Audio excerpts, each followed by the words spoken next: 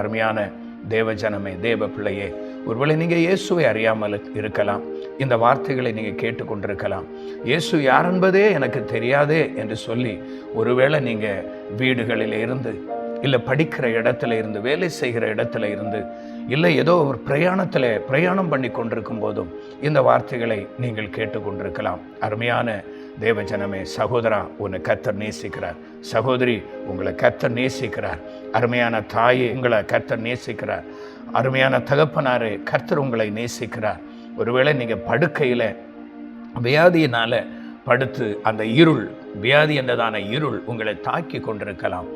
என் அருமையான தேவ ஜனமே, கர்த்தர் உங்களை விடுதலையாக்க விரும்புகிறார். அந்த இருளை நீக்க இயேசு உங்கள் அருகாமையிலே நின்று கொண்டிருக்கிறார். ஸ்தோத்திரம். உங்கள் வாழ்க்கையில் இருக்கிற இருள், உங்கள் குடும்பத்தில் இருக்கிற இருள், உங்கள் ஸ்தோத்திரம், உங்கள் வாழ்க்கையில் இருளாய் மாற்றி கொண்டிருக்கிற, முழுமையாய் இருளாய் மாற்றி வெளிச்சமே இல்லாத ஒரு சூழ்நிலையில், நிம்மதியே இல்லாத சூழ்நிலையில் வாழ்ந்து கொண்டிருக்கலாம். அருமையான இயேசு கிறிஸ்து இன்றைக்கு உங்களுக்கு விடுதலை தர விரும்புகிறார்.